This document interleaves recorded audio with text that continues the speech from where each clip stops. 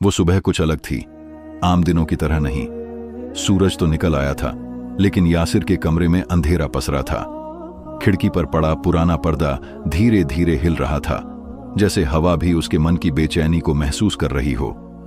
बिस्तर पर लेटा वो लड़का जो कभी सपनों से भरा रहता था, आज बस छत को घूर रहा था।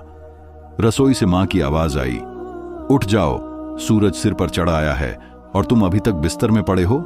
न नौकरी मिली, न कोई काम धंधा, कब तक हमारा खाओगे? यासिर ने आंखें बंद कर लीं, जैसे उस आवाज से बचना चाहता हो, लेकिन अंदर कुछ टूट सा गया था।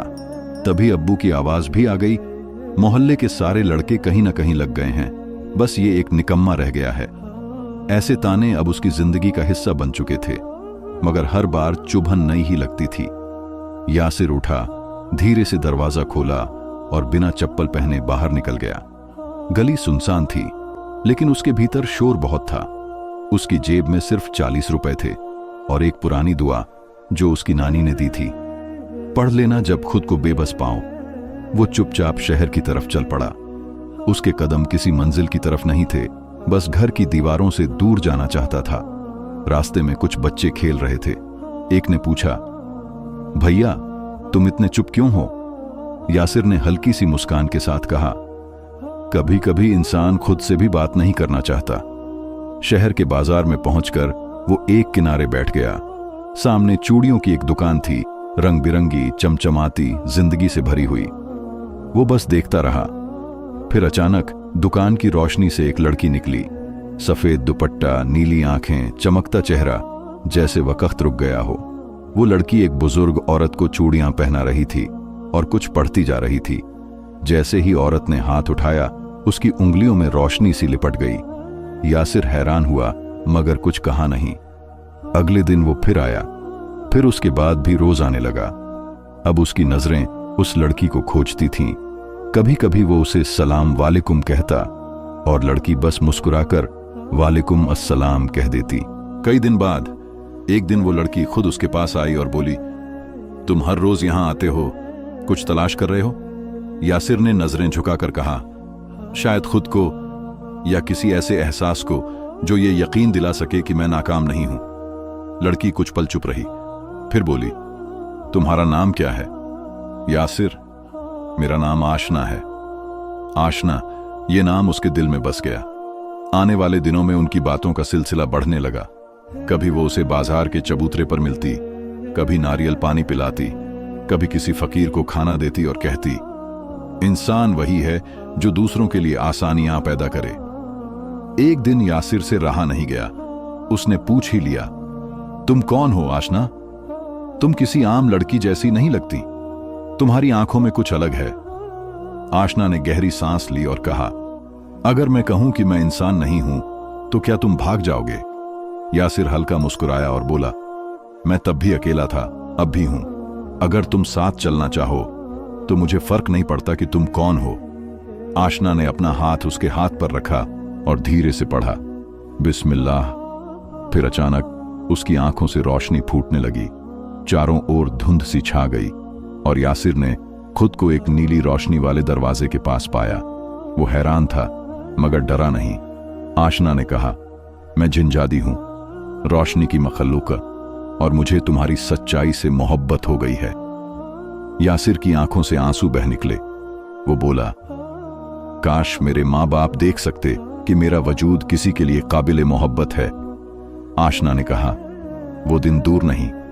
फिर उसने एक हरी पर्ची यासिर के हाथ में रखी, ये दुकान अब तुम्हारी है। सुबह सूरज निकलने से पहले वहां पहुंचना। जो कुछ देखो सवाल मत करना, बस नीयत साफ रखना।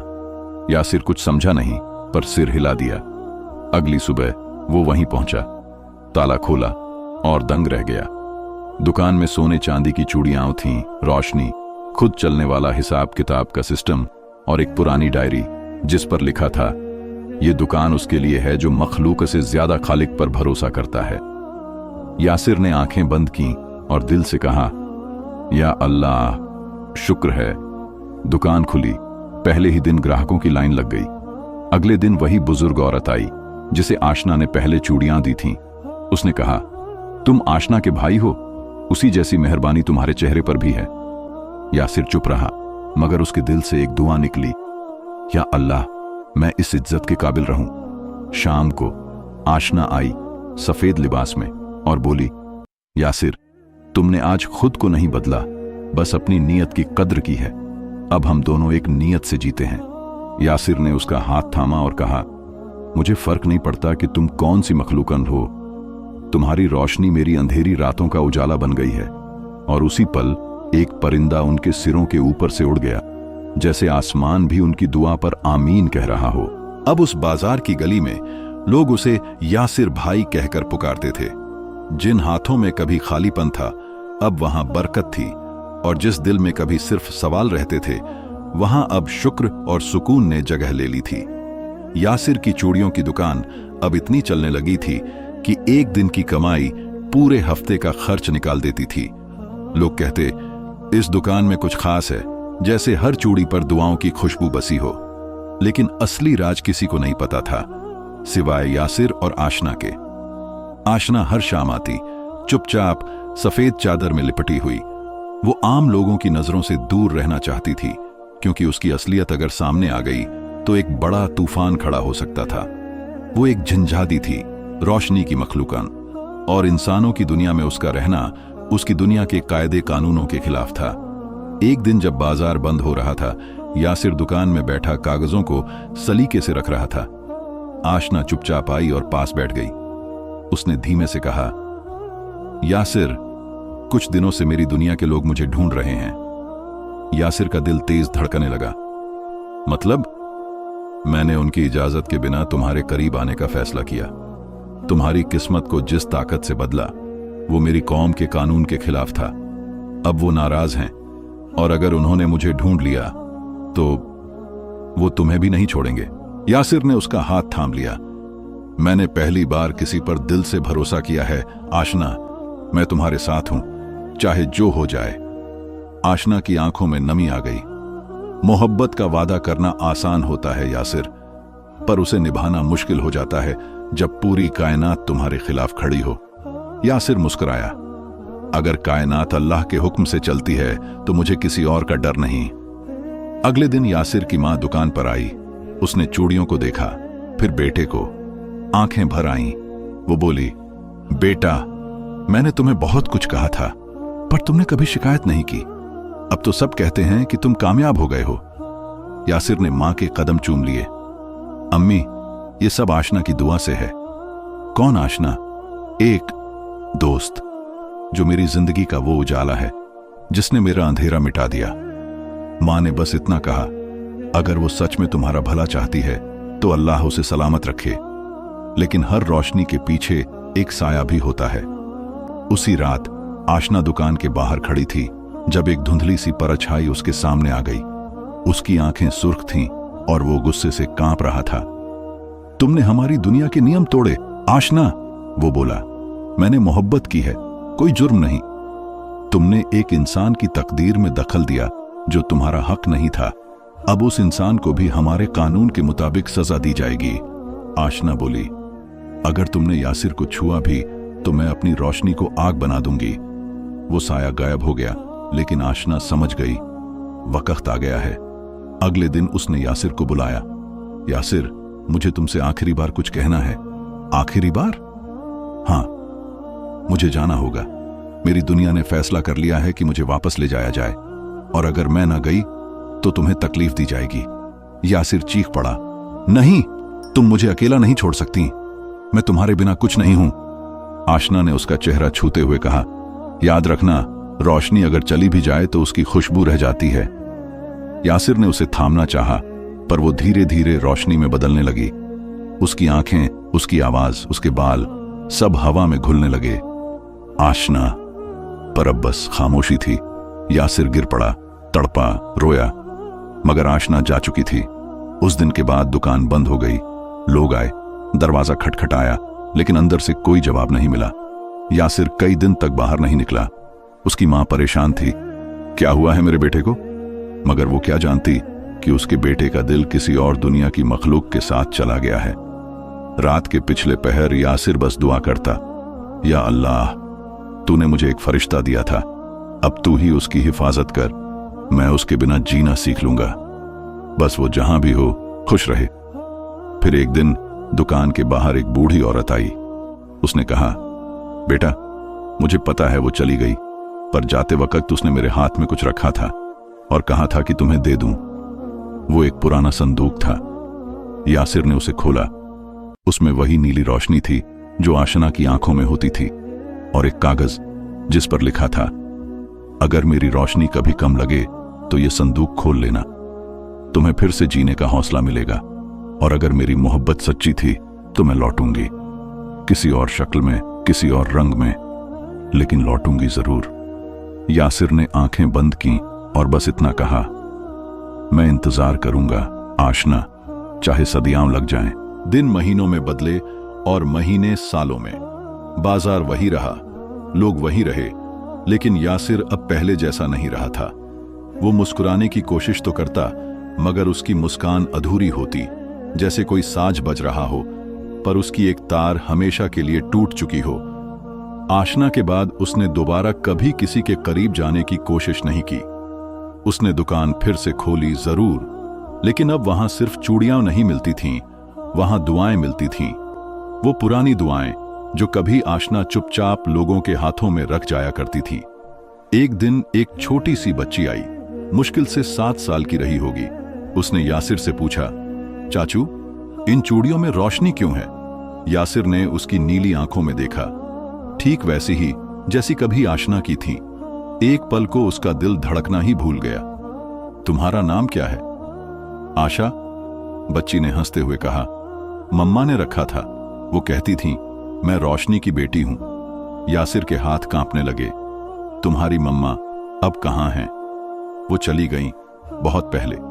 जाते जाते एक डिब्बा छोड़ गई थी। बच्ची ने अपनी छोटी सी थैली से एक पुराना सा संदूक निकाला, ठीक वैसा ही जैसा कभी आशना ने यासिर को दिया था। डिब्बा खुलते ही नीली रोशनी बाहर निकली और आसमान की ओर चमकने लगी। फिर एक जानी पहचानी आवाज हवा में गूंजी, बिल्कुल आशना जैसी। यासिर, मैं अपने वादे के मुताबिक लौटी हूं, एक नई सूरत में, लेकिन उसी सच्चाई के साथ। यह आशा मेरी दुआ है, मेरी रोशनी, मेरी कुर्बानी। यासिर की आंखों से आंसू बहने लगे। उसने बच्ची को सीने से लगा लिया और रो पड़ा। तुम सिर्फ रोशनी नहीं हो, तुम मेरी जिंदगी की वजह हो। उस दिन के बाद यासिर ने अपनी जमा पूंजी दान करना शुरू कर दी।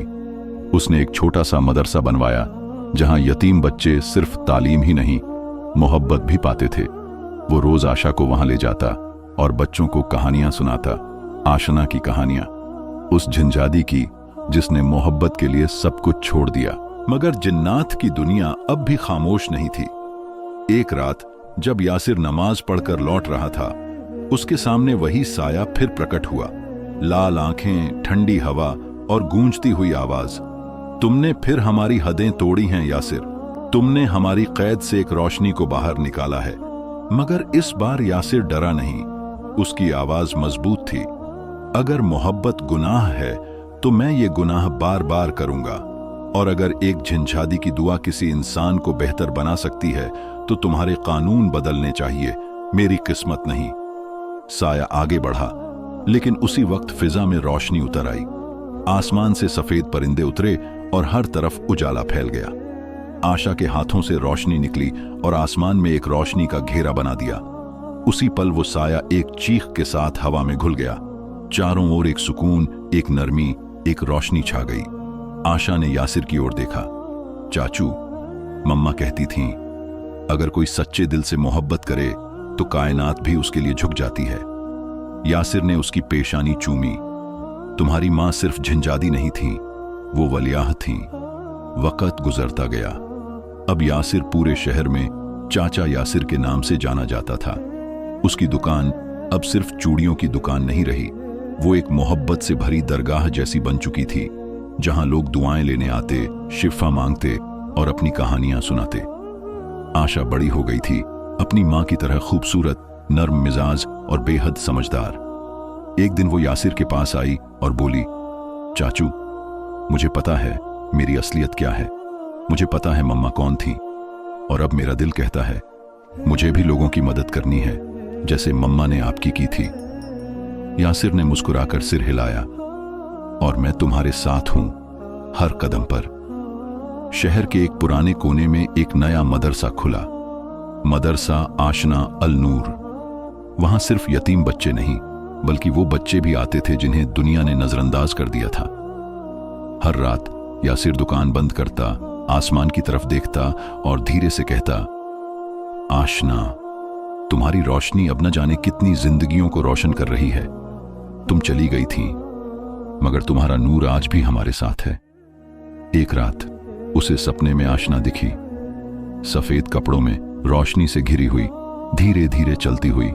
उसने कहा, यासिर, तुमने मुझे मिट्टी में दबने नहीं दिया, तुमने मेरी मोहब्बत को सदका ए जारिया बना दिया।